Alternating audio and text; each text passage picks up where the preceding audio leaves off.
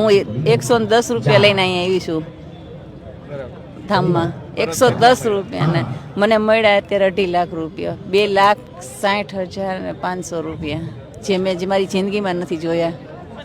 આજે દાદાની દયાથી મેં આજ એટલું મારું કામ થયું. હું તો મારા નસીબને, મારા જીવનને ધન્ય માનું છું કે મારી દીકરીને ધન્યવાદ કહું છું કે એ નસીબદાર છે. એના હિસાબે હું આજ અહીંયા આવી છું અને આજ મને આજે મારી ઈચ્છા પૂરી કરી છે. જવાનું છે, જવું. મારી ઈચ્છા કે દિવસની હતી. મારી સાથે મજદૂરી કામ કરે છે કારખાના બેન. એ બેને મને કીધું ભૈયાની છે, મને એ સાઈડની જ છે, એ દર વર્ષે જાય જ છે ત્યાં. તો એને મને કીધું કીધું મને કે માસી તમે એકવાર હાલો. પણ મેં કીધું કેમ આવું, આમાં મજદૂરી કરું, ઉપાડ કરું, ઘર હલાવું, દવાખાનું કરું, કેમ મારે જવું, ભાડાના મકાનમાં રહું છું કીધું. તો એને ખબર છે મારી પરિસ્થિતિની કે એ વાત એ સાચી.